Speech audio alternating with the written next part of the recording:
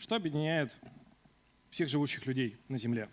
Есть мнение? Есть догадки какие-нибудь? Что объединяет всех людей, живущих на Земле? Что? Ладно. Я понял. Нет, ладно. Время. Время объединяет всех людей, живущих на Земле. Да, не только оно одно, но сегодня я попытаюсь осветить и раскрыть именно эту тему. Потому что верующие и атеисты, богатые и бедные, юные и старцы, здоровые и больные, всем нам Бог дал 24 часа в сутках. Аминь? В настоящий момент в технологическом плане человечество развивается в геометрической прогрессии. И это ускорение времени не оставило в стороне сам образ жизни человека. Быстрый интернет, быстрые машины, быстрая стирка белья. Я ничего против этого не имею, но чего не скажу о фастфуде или быстрых свиданиях. И сдается мне, что человечество куда-то спешит и постоянно куда-то опаздывает. И первое, что мне пришло, когда я размышлял о теме для проповеди, это было откровение про личный тайм-менеджмент. Вот. Я хочу осветить тему времени, но попробую с трех разных ракурсов.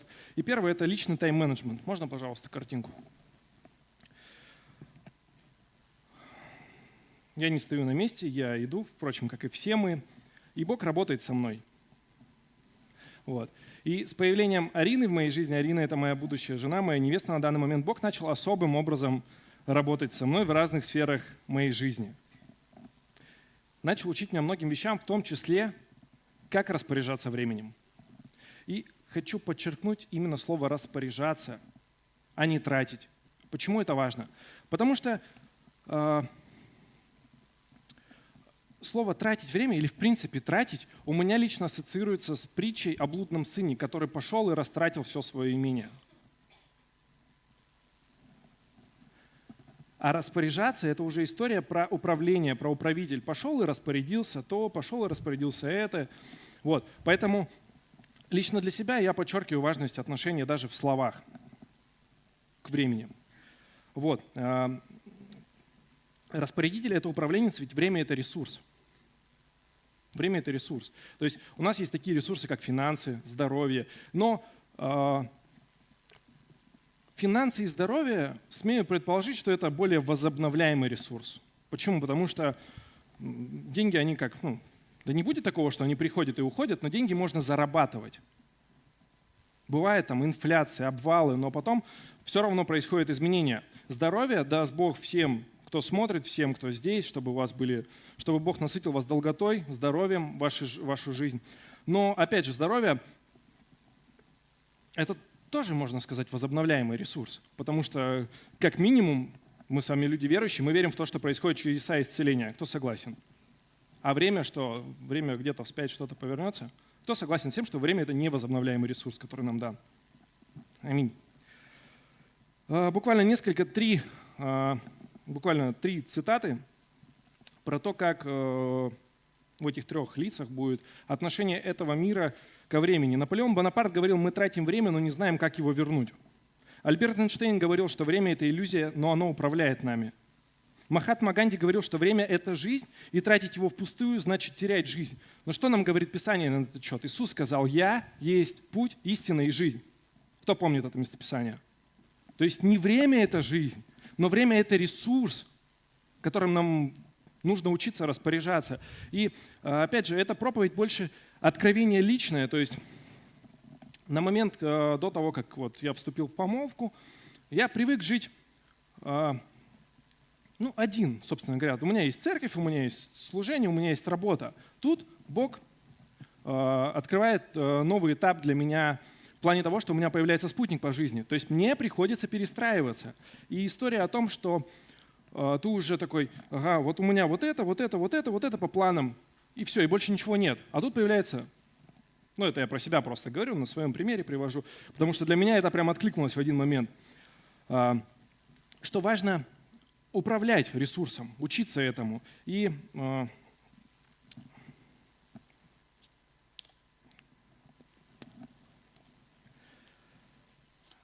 буквально в Бытие, в 1 главе, я хочу обратить внимание, почему это важно. Потому что Бог, Он творил землю сколько дней? 6. Он сделал не за один день. Но кто верит в то, что Бог мог сделать за один день? Для него нет ничего невозможного. Но он делал землю 6 дней. Один день отдыхал. То есть мы учимся, буквально в первой главе Бытия мы учимся о том, что время, правильно выстраивать его.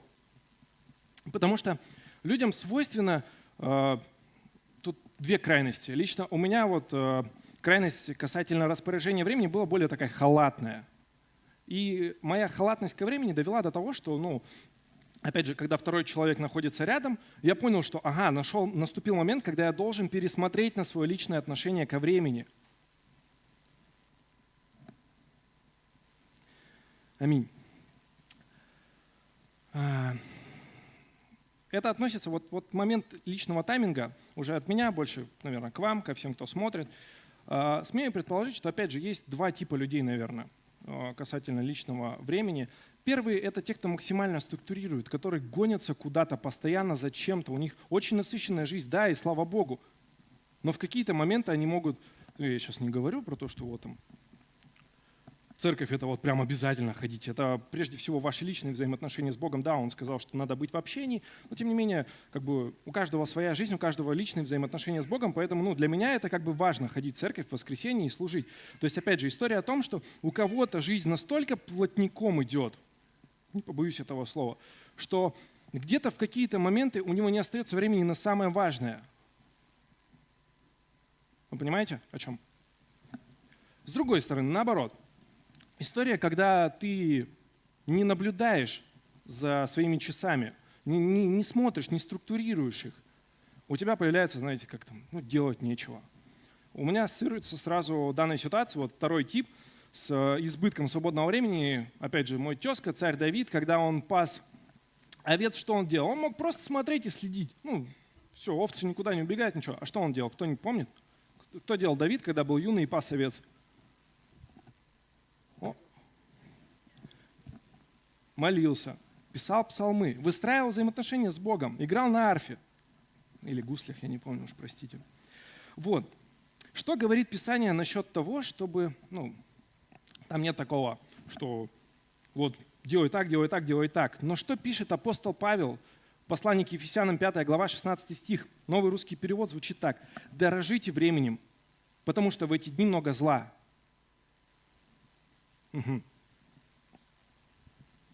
Дорожить временем. Не просто жить,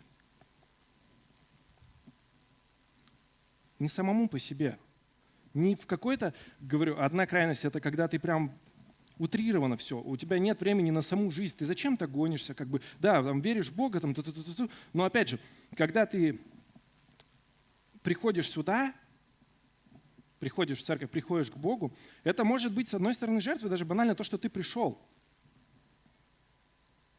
Потому что у тебя там работа. Нет, я сейчас ни в коем случае не говорю, что я там не работаю, потому что в церковь хожу.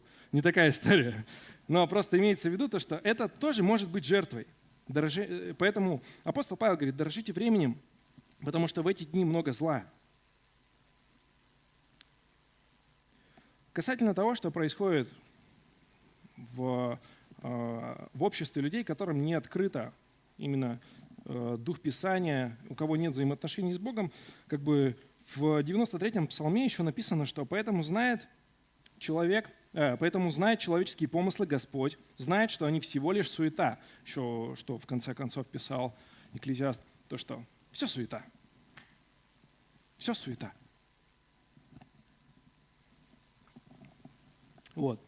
Но, опять же, связка с тем, что апостол Павел говорит, дорожите временем. И также я буквально проскочил, я назвал проповедь «Всему свое время».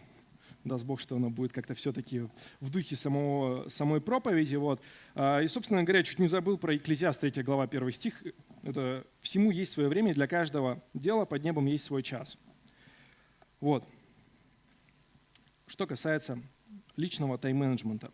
Поэтому заключительная мысль этого тезиса – это то, что нужно иметь баланс. Для тех, кто живет прямо у него каждая секунда по расписанию,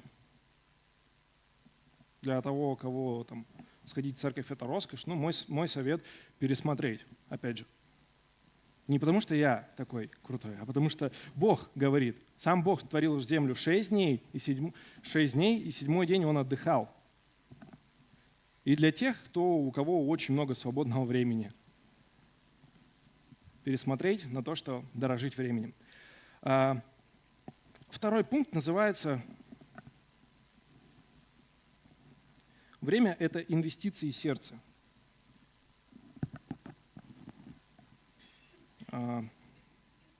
Общаясь со своим земным отцом, как-то мы просто разговаривали с ним, как дела, сверяли часы.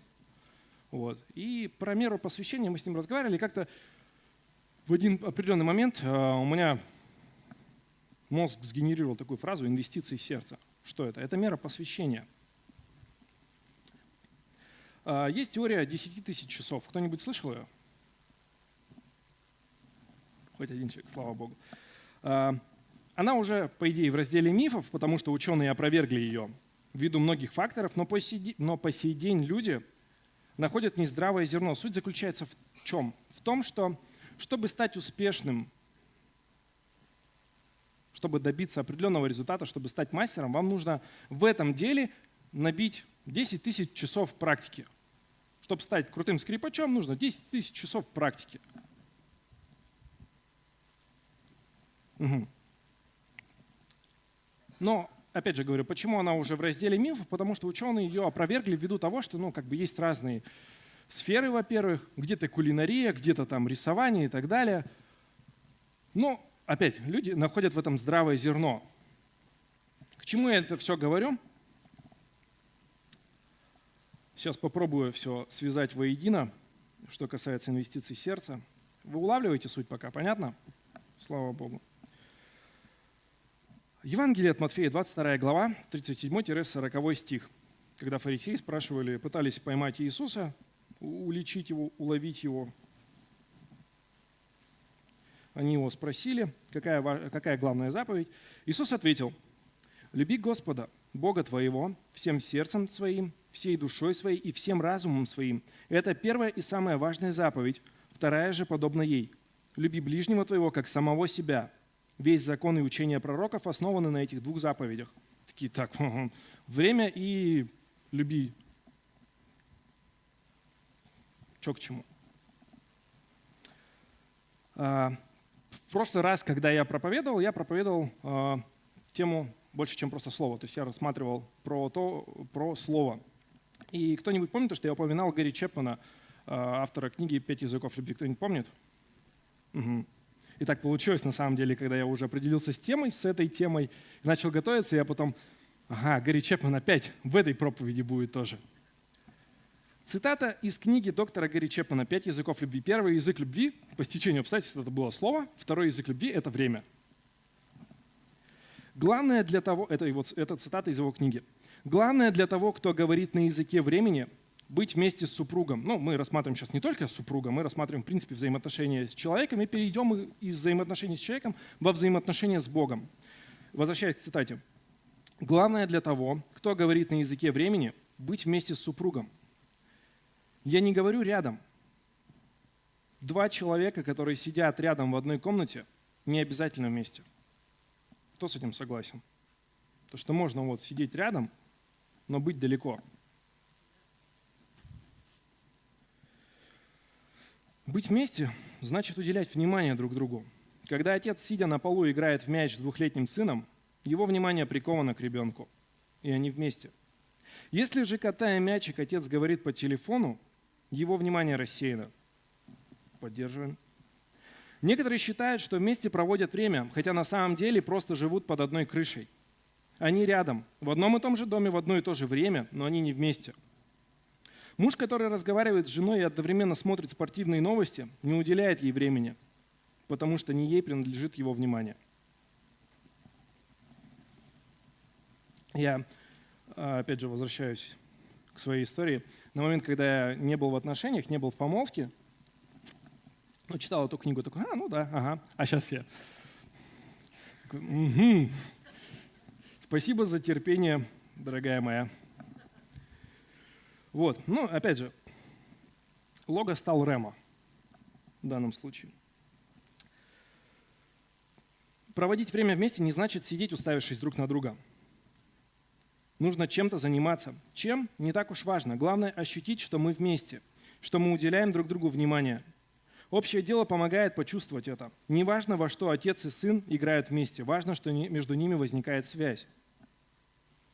Точно так же, когда муж и жена играют в теннис, не игра должна быть на первом месте. Главное почувствовать, что они вместе проводят время. Важно только это. Если мы вместе проводим время, сообща занимаемся чем-то, значит, мы важны друг для друга и приятно быть вместе. Язык времени, как и предыдущий это слово, объединяет множество диалектов. Один из самых распространенных – беседа. Запомните, пожалуйста, слово «беседа». Хорошо? Спасибо.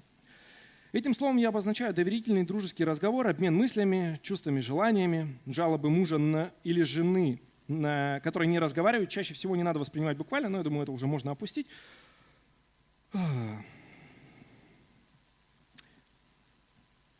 Если время – родной язык вашего супруга, такие разговоры необходимы, чтобы он почувствовал, что вы его любите. Этот диалект ничего общего не имеет с предыдущим языком любви, со словами. Если мы хотим поддержать человека, нужно говорить, а если хотим беседовать, нужно слушать.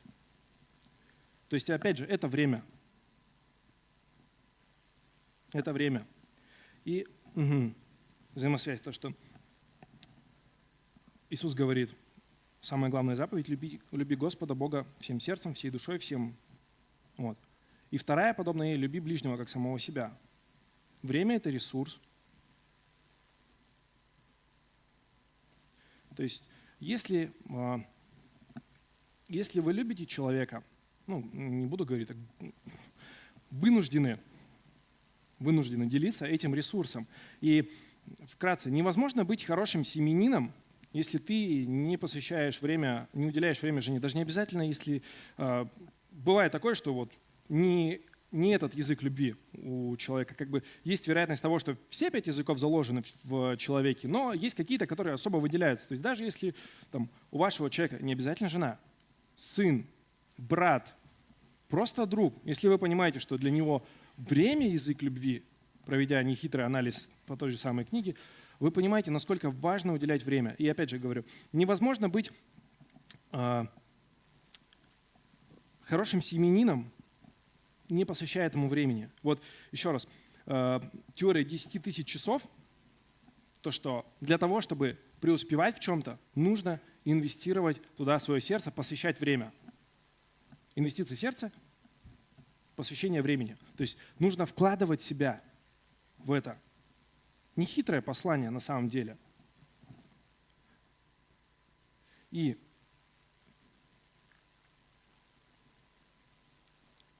что касается, помните слово «беседа», да? Беседа. Из учений, из проповеди кто-нибудь помнит, с чем сравнивают обычно молитву? С чем? Большинство сказало, что это разговор, то есть это беседа, правильно? Молитва – это беседа с Богом.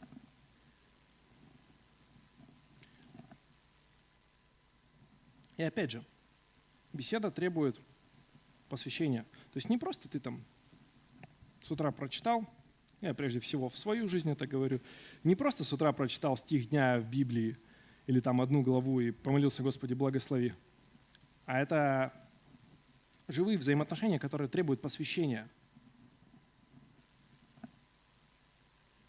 То есть если земной человек, которому, я верю, дал Бог откровение об этой книге, если он подчеркивает, что нам на земном уровне важно посвящать время друг другу и прилагаются инструкции, как это делать, то во взаимоотношениях с Богом тем более важно уделять время.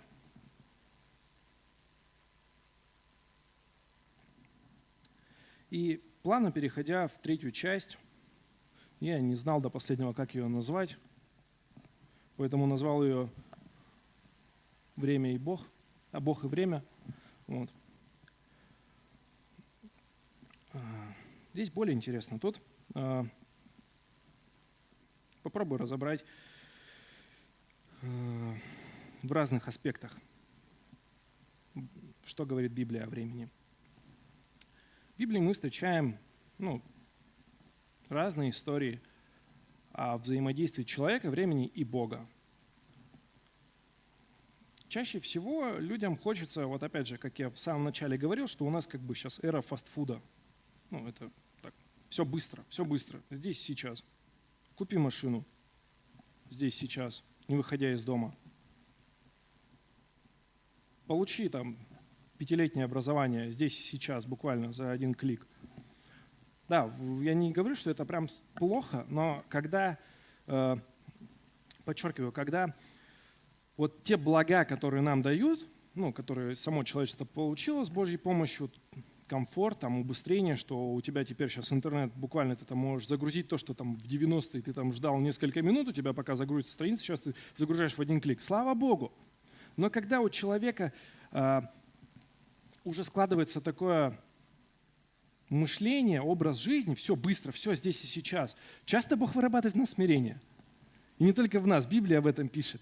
И начну с не очень такого приятного, наверное, момента. Время, смирения и Бог. Человек, время, смирения и Бог. Это первый царь Израиля, Саул. История о том, когда они были Галгала или Гилгала. Галгала. Ну, в новом русском переводе почему-то Гилгала, хотя я раньше слышал Галгала. Ладно, место не суть, думаю. Сама история. О том, что Израиль начал войну с филистимлянами.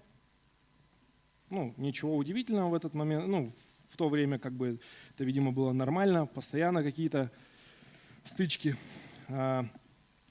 И если вкратце, у филистимлян было численное превосходство. Прям кратное численное превосходство. Библия описывает о том, что там воинов у филистимлян вроде как было чуть ли не как песка на земле. В сравнении с кратно маленьким числом солдат у израильтян. И что? Обращаю внимание на том, что царь Саул в первом царстве, 13 глава, должен был дождаться Самуила. 13 глава, наверное, не забита, здесь я вам поэтому прочитаю. Саул остался в Гилгале, это новый русский перевод, и все воины, которые были с ним, дрожали от страха. Он выждал 7 дней, время, определенное Самуилом. Но Самуил все не приходил в Гилгал. И люди Саула начали разбегаться. То есть ему было положено ждать 7 дней. Я еще... Кто смотрел «Властелин колец» фильм? Там, по-моему, вторая часть, если не ошибаюсь. Вторая часть, по-моему, не суть. Там, где была крепость Хельмова Пать, там ребята защищались от орков, и Гэндальф такой сказал: «Я приду с первыми лучами солнца». Да. И вот тут, наверное, что-то такое, что-то похожее. Вот. Суть в том, что Соломон должен был дождаться. Соломон. А я вторую проповедь подряд. Саул, да. Соломон тогда еще не было. И люди Саула начали разбегаться. Тогда Саул сказал: «Приведите ко мне животных, предназначенных для жертв всесожжения и жертв примирения». И он сам принес жертву всесожжения. Как раз в то время, когда он закончил жертвоприношение, угадайте с 3 раз, пришел Самуил, и Саул вышел, чтобы поприветствовать его. Самуил сказал: «Что ты сделал?» Саул ответил: «Когда я увидел, что люди разбегаются, и ты не пришел в назначенное время, а филистимляне собираются в Михмасе, я подумал: теперь филистимляне спустятся в Гилгал, выступив против меня, а я так и не попросил благословения от Господа. Поэтому я решил, что должен принести жертву всесожжения, дело благое, жертвоприношение, одобрение Бога. Но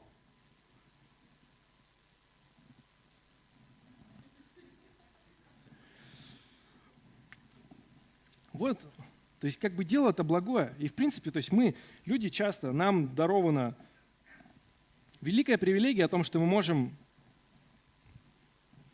Иисус Христос сказал: «О чем не попросите во имя Мое, будет вам». То есть у нас есть великая привилегия просить у Бога чего-либо, духовного возрастания, каких-то материальных благ. Но опять же, где сокровище ваше, там и сердце ваше. То есть не все к деньгам. За все в мире отвечает серебро, но к ним нужно правильное отношение иметь. Вот. Мы можем что-то просить у Бога. И вот провожу параллель, которая у меня ассоциируется в данном случае. То есть какие-то проблемы возникают в жизни, и уже кажется, что вот-вот, И то есть у тебя есть какое-то слово о том, что ситуация там изменится. То есть нужно дождаться Самуила. И часто люди не дожидаются Самуила ввиду, по разным обстоятельствам говорю, отчасти откладывает отпечаток тенденция в современном обществе. Здесь и сейчас, быстро.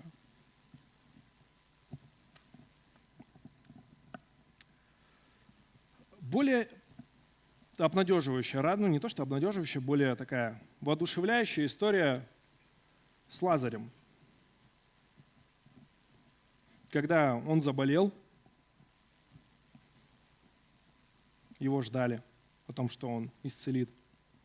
И все, и люди уже, когда история, когда Лазарь умер, все уже все опечалились, но вот Римлянам 8:28, один из моих самых любимых стихов, любящим Бога, призванным по Его изволению, все содействует ко благу.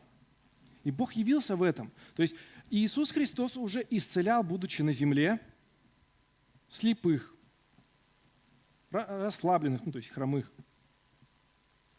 Он сказал: встань, возьми свою постель и иди. Он исцелял.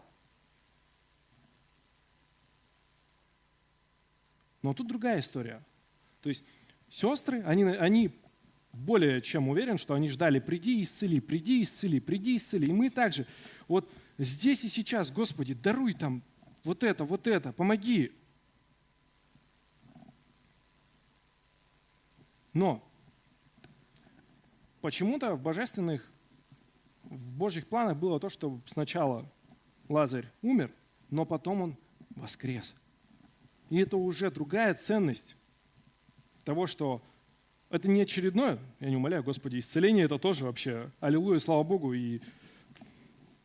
Но это уже другой ранг явления любви Бога и явления Его характера. Поэтому, что касается времени, тут я говорю, тут в третьей части Бог и время, тут не только о ресурсе, о посвящении, тут такое будет солянка. Вот.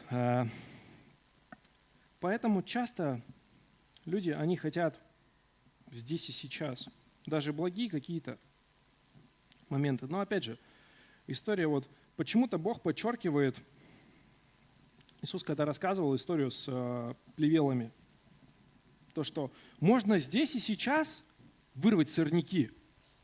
Казалось бы, да, но почему-то в Библии делается акцент то, что время, когда будет жатва, тогда все отсеется. Опять же, тоже то, что хотя садовод какой-нибудь может сказать: да я здесь и сейчас сделаю, но Бог подчеркивает, что в определенное время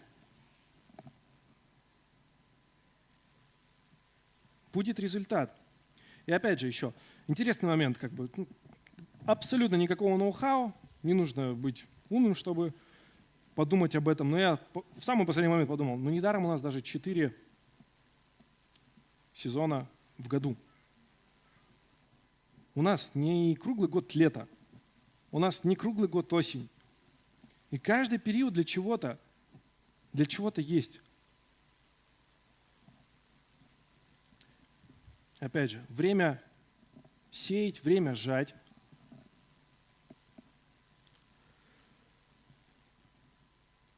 И также еще в рамках этого же тезиса ответвление в другую сторону. Второе послание Коринфянам 5:17. Поэтому, если кто во Христе, тут уже новое творение, все старое миновало, теперь все новое. В рамках времени я подумал о том, что людям свойственно, по себе даже я сужу, то, что в определенный момент жизни иногда свойственно оставаться в прошлом времени. Не то, что свойственно оставаться, но волей-неволей, явно не Бог, тебя таки пытается в каких-то обидах, в каких-то своих ошибках обращать внимание: вот это вот тогда, помнишь, да? Ага. Ты до сих пор не исправился, до сих пор все так же. Что Павел пишет? Если кто во Христе, тот уже новое творение, все старое прошло, теперь все новое. Другая крайность. В притчах, я не уверен, что про это, и недословно скажу, но в притчах написано то, что у глупца глаза на конце земли. С другой стороны, людям свойственно о том, что ты уже все распланировал. Доверяй Богу. дело и осуществится. То есть тут опять же баланс, история о балансе, о том, что где-то в прошлое, где-то вперед.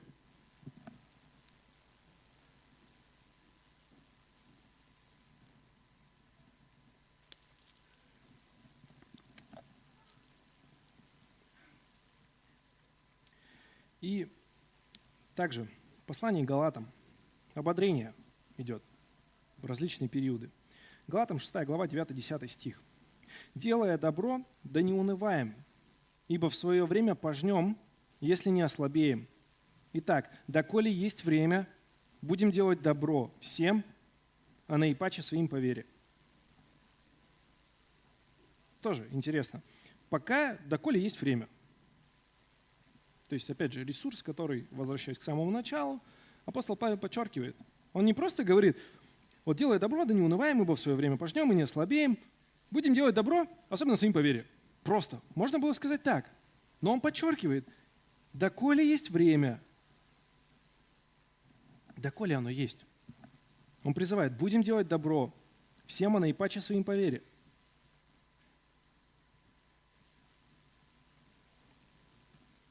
Еще было интересно,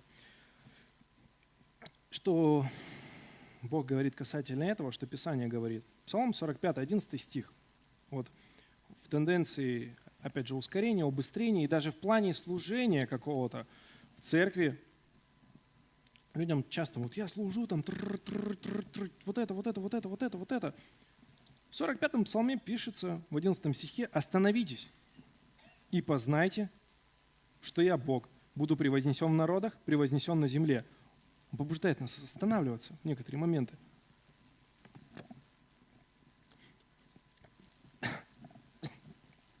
В первой проповеди про... Там еще сравнение с волнами было. Отзывается.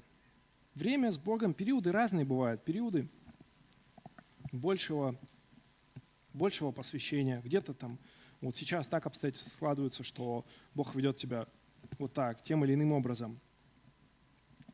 История о том, что вот 4 сезона в году разные бывают. Но важно, опять же, исходя из там, цитаты Гарри Чепмана про язык любви, чтобы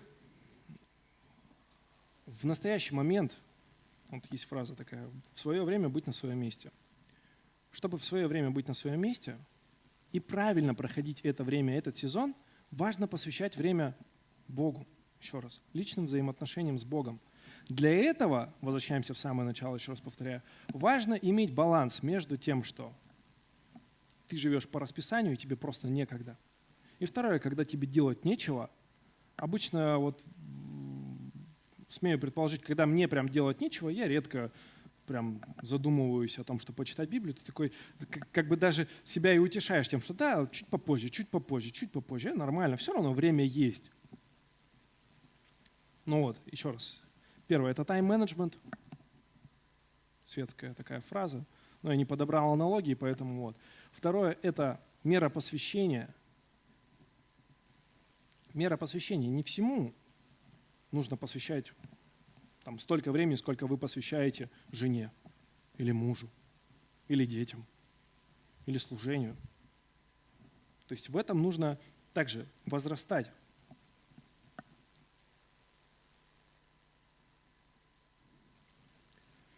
И что нам еще ободряющего говорит? Библия на самом деле много что ободряющего говорит, но у меня вот буквально в самом начале псалмов, 1 глава, 1 псалом, 3 стих, нам говорится о том, что «И будет он, мы с вами, праведники, как дерево, посаженное при потоках вод, которое приносит плод свой во время свое». Такой, ага, читая Библию, думаю, круто, в свое время. Угу. Думаю, ну, наверное, это все, что можно вынести. Благо дальше стал читать. «И лист, которого не вянет, и во всем, что он не делает, что? Успеет».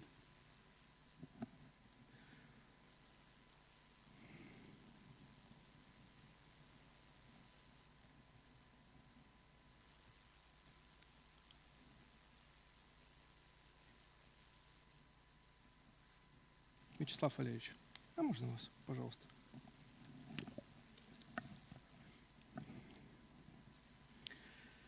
Это сейчас просто шутка такая. Когда-то Давид играл на гуслях для того, чтобы кого-то успокаивать.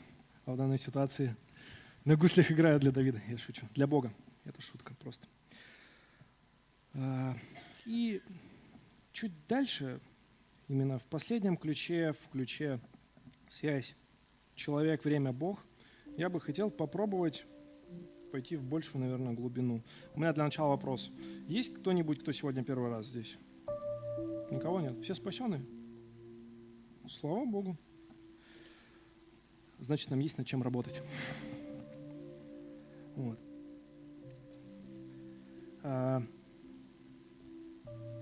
Первый раз, столкнувшись с... Как я столкнулся с развитием своего... Как я начал развивать свой кругозор в плане языков. Вот не только в русском, но в русском языке вот есть тенденция. Я люблю сосиски, я люблю Бога, я люблю маму, я люблю собаку. Да? Новый Завет был написан на греческом языке. И у греков есть как минимум 5 слов, обозначающих разные типы любви. Вот. И слава Богу за нашего пастора Алексея Александровича, что он в последнее время стал прям копать и словарь Стронга изучать, подбирать. Я смотрю тоже так, нет-нет, досмотрю, епископа Рика Реннера, благословенный муж, и у него образование, по-моему, греческое, если не ошибаюсь, поэтому каждый раз, когда он смотрит, это все, слава Богу, за этот период благодати для церкви в России, то, что у нас доступно Слово Божье и Библия, и разные учения здравые, потому что, слава Богу, я не застиг, да и не будет, надеюсь, такого, что раньше и Библия, вот я смотрел, сейчас еще одно ответвление, я смотрел Василия Доценко, по-моему, «Краеугольный камень», Новосибирск, он рассказывал один пример в своей проповеди, то, что он знал женщину, которая была ответственна за то, что она передавала части Библии. И говорит, один раз в ее руках было 4 Евангелия. У нас целая Библия доступна там, и в телефоне, и в бумажном виде, и разные переводы, всякое разное. А вот пастор из Новосибирска рассказал историю, то, что он знал женщину, у которой 4 Евангелия в одних руках. Это был подарок. Было такое время, и он рассказывал просто то, что она всю ночь не спала, пока у нее все 4 Евангелия были в руках, она все перечитала. А у нас в этом плане есть время благодати, когда у нас все доступно. Возвращаясь к епископу Реннеру, он в чем мне нравится, в том, что он изучает всегда также греческий язык. И слава Богу за Алексея Александровича, нашего пастора, то, что он стал изучать тоже это и уделять этому время. Поэтому я тоже решил попробовать. Вот. В греческом языке это не в плане того, что я там что-то, это просто в плане того, что я понял, что это тоже важно пробовать. И в греческом языке касательно времени есть много разных слов. Немного, я все не смотрел, но есть несколько разных слов у греков. И в основном используются 2 слова. Первое слово – это хронос. Можно, пожалуйста? Хронос. Мне кажется, даже люди далекие от греческого языка, они что-то слышали. Хронология, хронометраж. Это количественное понятие времени. То есть хронос – это вот все, там, именно количественное. Понимаете, да? Количество. Оно упоминается 54 раза в Библии. Есть второе слово. Пока не выводи, пожалуйста, Таня. Это слово, я на самом деле с ним познакомился давно, еще до того, как я вообще узнал, что есть словарь Стронга, о том, что Библия, Новый Завет написан на греческом языке. Я это вообще не знал, я был далек от этого. Но я узнал это слово, исходя в общении со своим отцом. Он мне как-то что-то говорит, говорит, в кайрос. Я такой, что? Кайрос. Что? Божественное время. Я такой думаю, настало время, когда нужно изучить слово «время». И второе слово на греческом языке, которое используется чаще, это кайрос. Можно, пожалуйста? Кайрос. Оно используется 86 раз в Новом Завете. Это уже качественное время. То есть если хронос – это протяжение по-простому, вот Google предлагал сравнение о том, что Хронос — это река, а кайрос — это место в реке, в котором какое-то там нейтральное или благоприятное течение. То есть кайрос — это божественное время, это качественное время. И одна интересная фраза, которая была, то, что каждый кайрос — это хронос, но не каждый хронос — это кайрос. И в Библии первый, я помню пример, связанный именно с Евангелием от Марка, если я не ошибаюсь, о том, что время настало, Царство Божие приблизилось. Вот это как раз употребляется кайрос. Это вот это время. И побуждаю к чему? К тому, что для каждого из нас та или иная ситуация, тот или иной период, это хронос, и в хроносе может быть кайрос, какое-то что-то от Бога, это в индивидуальном порядке. Вот общее, что я, наверное, не каждому из вас, а церкви подчеркнул бы, то, что кто согласен с тем, что хронос сейчас непростой в мире? Да? Можно что? Можно, ладно, живем, плывем по течению. Но я думаю, сейчас кайрос для церкви, чтобы мы объединялись, чтобы мы молились о том, чтобы ситуация в данный момент, чтобы она менялась. Вот это для нас такое побуждение, что в нынешнем можно просто относиться, течение времени, да. Но, возможно, сейчас побуждение о том, чтобы мы сплочались. Почему-то у меня была еще, не знаю, насколько уместно, но пришло на память история с тем, что когда Иисус вознесся, апостолы до того, как они буквально избрали 12-го вместо Иуды, они были в Горлице, да, и там они единодушно молились. Хронос у нас тяжелый, но кайрос для нас — это сплотиться, это молиться, получать откровения. Лично для нашей церкви я вижу просто, и общаясь с Алексеем Александровичем, я вижу то, что у нас сейчас кайрос, в том, что у нас растут домашки. У нас второй год подряд будут библейские курсы. Мы растем в служении, растем в техническом плане. И также мы призваны не ограничивать Бога здесь, не только здесь, но менять общий хронос, чем можем. Это, конечно, скорее в другом контексте было, но все равно мне нравится фраза. Усиленная молитва праведника может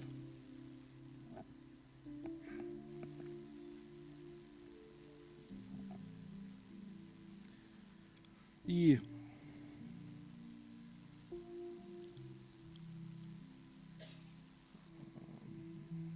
наверное, последняя мысль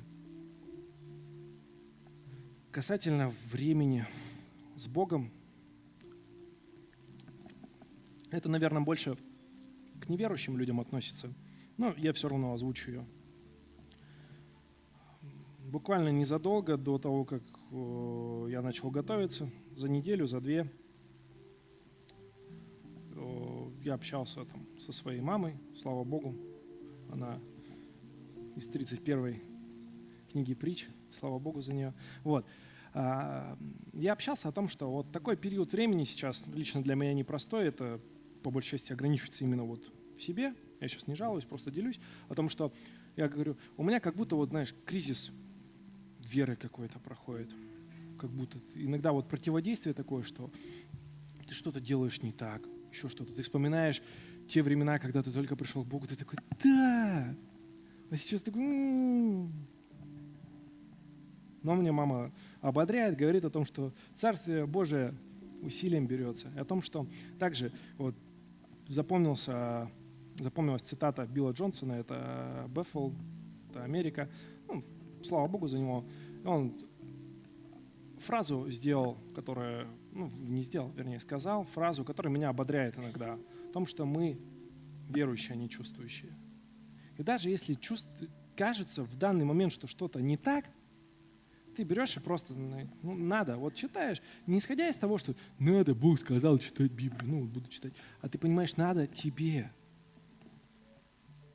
Даже если кажется, что сейчас не самое благоприятное время, если это не противоречит Библии, нужно действовать.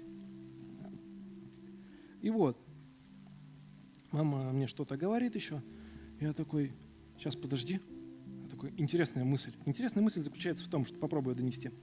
Вот у человека есть жизнь, да? Есть там конец земной жизни. Проходя какие-либо ситуации с Богом, тебе кажется, Господи, прости меня, Боже, вот что-то не так сделал, там, сорвался на кого-то, где-то просто не откликнулся на призыв. И кажется, что, все, свет клином сошелся.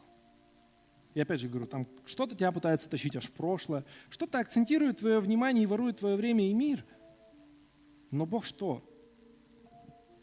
Вот 2 Коринфянам 5:17 здесь. Бог что говорит? В том, что, через апостола Павла, все старое прошло, теперь все новое. То есть у тебя есть вся жизнь, чтобы дальше идти и возрастать в Боге. Даже если сейчас кажется, что там трудное время, кажется, что ты лично где-то накосячил, простите за французский. Бог сказал, что я тебя не оставлю и не покину. А что вот интересно, что касается темной стороны? Я уже, по-моему, говорил, не в этой проповеди, а в том, что как раз-таки, когда, еще фраза перед фразой, о том, что кто-нибудь слышал, что Бог без человека может, но не хочет. А человек, которому не открыты глаза, хочет, но не может. И поэтому, когда Бог дает благодать и стучится в сердце человека, и человек пытается, волей-неволей, что-то его влечет, вот эта вот пустота, дьявол ему говорит, да у тебя вся жизнь. То есть, понимаете, да? У вас есть отрезок, длинную жизнь. Бог что говорит? Не отчаивайся, у тебя есть вся жизнь. Это, говорю, больше для неверующих. А когда человек пытается сделать шаг к Богу, дьявол что говорит? Да у тебя вся жизнь. То есть, очень похоже, но что-то ободряет, а что-то уводит. Это больше было, опять же, может кто-то смотрит, для кого-то это будет ободрением в трансляции, потому что раз здесь все у нас примиренные с Богом, как-то так. Поэтому я ободряю о том, чтобы мы были чуткими в духе, чтобы мы посвящали свое время тому, кто, собственно говоря, его создал. А из практических моментов, еще раз, первое. Баланс между тем, что ты живешь, не считая минуты, и баланс между тем, что ты не считаешь минуты, и между тем, что ты знаешь каждую секунду своей жизни. И тебе нет дела там до чего-либо, все, что не входит в твой график. Второе – это относиться правильно ко времени, что это инвестиция. Ты не можешь еще раз быть христианином, если ты не читаешь, не слушаешь Слово Божие, потому что вера приходит от слышания, банально. И третье, то, что с Богом бывает, Бог рядом, во-первых, всегда. Бывают разные периоды твоей жизни. И вот опять же, есть просто хронос, а бывает кайрос.